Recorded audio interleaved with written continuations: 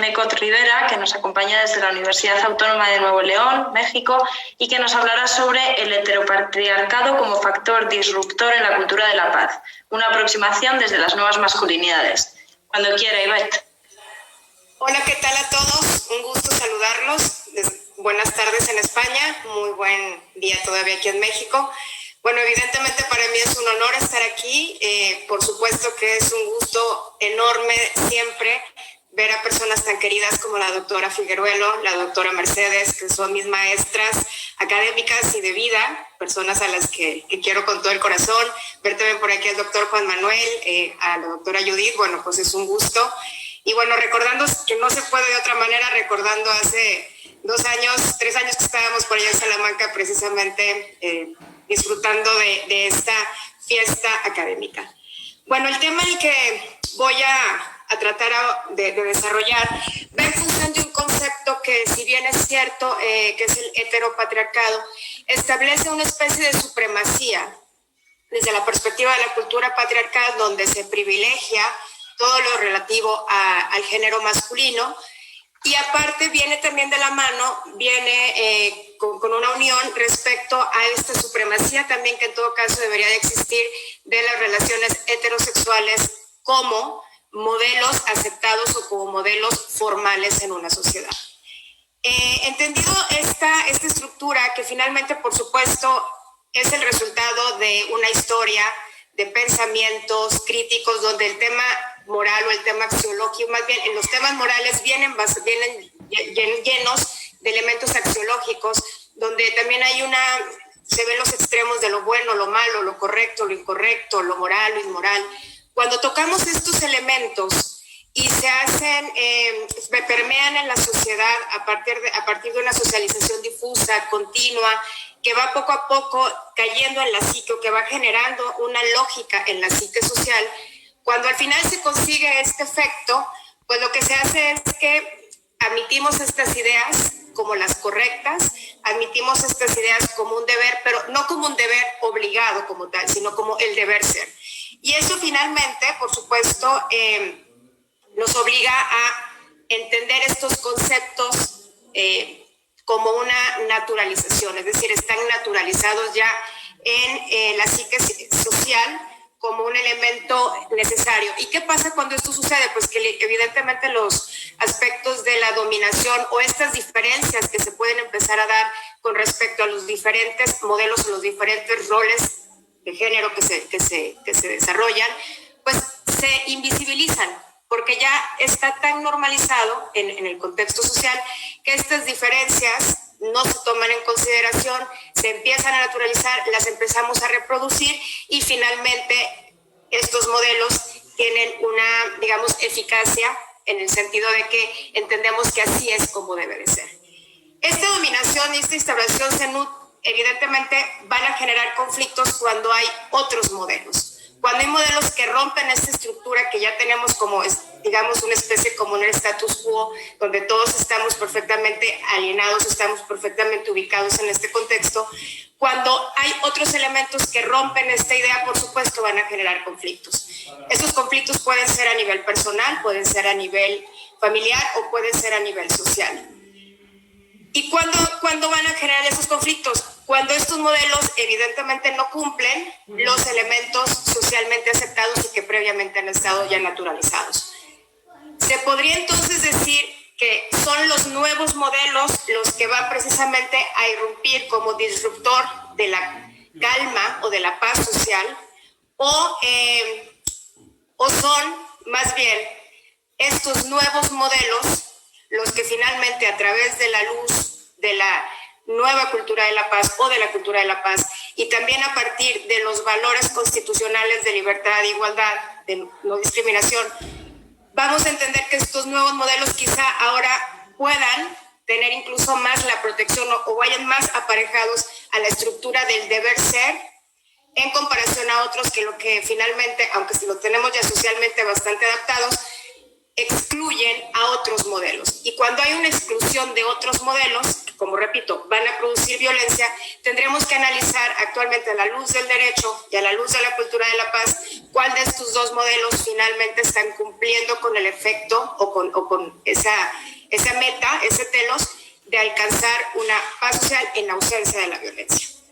Es decir, y esa es la pregunta que haríamos aquí, los disruptores serían los nuevos modelos de expresión en materia de identidad sexual o en materia de no solo la identidad sexual, sino también las preferencias sexuales. ¿Serán los modelos disruptores estos nuevos modelos feministas o estas marchas feministas que pretenden también igualar los derechos para poder alcanzar una equidad con respecto al patriarcado? Pues, ¿qué es lo que realmente está generando una disputa o está generando un aspecto disruptor en la cultura de la paz? Para esto no me quisiera meter demasiado en el tema de la cultura de paz como teoría y con los elementos específicos. Ya, por supuesto, la doctora Tika nos habló bastante de ello. Pero yo quisiera exponer solamente algunos puntos que me parece que son muy importantes, precisamente porque mi finalidad es que veamos cuáles son las características de los modelos, del modelo heteropatriarcal y de los nuevos modelos, de las diferencias que se entienden para los derechos el respeto al derecho a las libertades personales. Primero, la paz no es una ausencia solamente de conflictos, sino que obliga necesariamente a llevar a cabo actividades positivas, es decir, nos obliga a tomar acciones en función de una finalidad. Esta finalidad, por supuesto, tiene que pasar por el tema de un proceso positivo, dinámico y donde se tenga forzosamente que privilegiar el diálogo. Tiene también por finalidad eliminar las formas de discriminación e intolerancia, aquellas también incluidas, aquellas diferencias basadas en el sexo. Pretende generar conjunto de valores, actitudes, tradiciones y especialmente, y es lo que me interesaría aquí es hacer el hincapié, en los temas de los comportamientos y los estilos basados en el respeto pleno a los derechos humanos. Finalmente, la cultura de la paz se supondría que aboga precisamente por tratar de garantizar este tipo de conductas sociales o de realidades sociales. Esto significa que los comportamientos basados en la tolerancia, pues también incluso el tema de la paz, habla mucho del tema de la tolerancia, de la solidaridad y de la pluralidad. Es decir, entender las diferencias, entender esta dinámica social que se puede estar generando o que se está generando en una realidad con respecto a las diversidades de las formas de vida y del desarrollo personal de cada individuo. Se cumple, por tanto, el heteropatriarcado cumple con estos elementos de no discriminación, de tolerancia, de pluralismo, de inclusión, pues creo que en principio no. Cuando hablamos de una supremacía, estamos hablando forzosamente de aquella situación en la cual se impone una conducta, se impone una filosofía en relación en detrimento a las otras. Entonces no hay una integración, sino que más bien se pretende precisamente no permitir el acceso. En 2021, en este año en el que estamos, ya se cumplen 10 años de aquella famosa reforma al artículo 1 constitucional que modificó por completo el sistema jurídico en México. Y a partir de esta reforma también se establecieron, desde el punto de vista ahora constitucional, vamos a analizar si el heteropatriarcado cumple con los requisitos de esta visión del Estado constitucional. Y el Estado constitucional establece el artículo 1 constitucional en principio que deben de respetarse, valga la redundancia, los principios de universalidad, interdependencia, indivisibilidad, y me interesa particularmente el tema de la progresividad de los derechos. Cuando estamos hablando de una progresividad de derechos, nos estamos refiriendo a aquellas acciones que el Estado tendría que llevar a cabo en atención a no regresar, a no retroceder en aquellos derechos que ya están previamente reconocidos precisamente por el mismo Estado. En esta lógica, esta perspectiva o estos principios se supone que pretenderían tener un impacto en la sociedad desde el punto de vista de cómo se deben de interpretar los derechos, cómo se deben aplicar y sobre todo cómo se deben de garantizar. ¿A partir de qué? Pues en muchas ocasiones a partir de las resoluciones jurisdiccionales de aquellas circunstancias que se le presentan a los tribunales.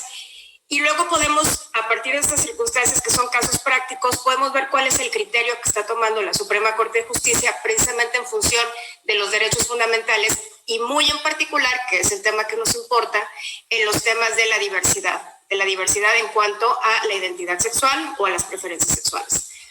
Los criterios jurisprudenciales, por ejemplo, ha habido muchas resoluciones, muchísimas resoluciones en este sentido. Voy a mencionar solamente 5 y solamente los títulos porque ya eso nos va a llevar a un entendimiento de cuál es la vía o hacia dónde está tratando de migrar este respeto a los derechos fundamentales. Está, por ejemplo, la resolución del discurso homofóbico, que se entiende que el discurso homofóbico es discriminatorio y en muchas ocasiones discurso de odio. Ya las resoluciones de matrimonio igualitario también están totalmente desarrolladas en el Estado mexicano. La prohibición a discriminar por preferencia sexual en temas de adopción.